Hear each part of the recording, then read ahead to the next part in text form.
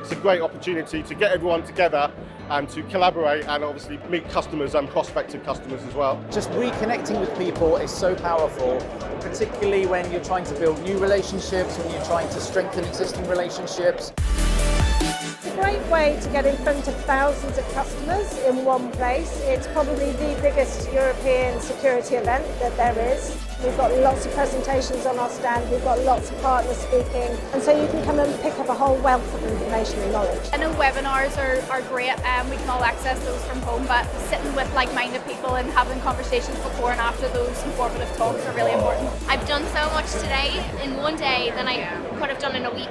Just over Zoom, over email, seeing everybody, networking, it's invaluable.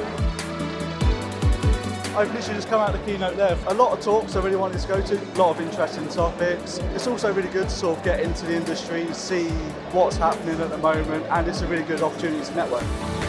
You don't get this often, so to be surrounded by people who are knowledgeable in these areas, this is where we get to learn. From a customer perspective, when you come to the show, it's Disneyland for cybersecurity, right? And you can see from the stands, they just want you to come in and chat, so it's nice, it's welcoming.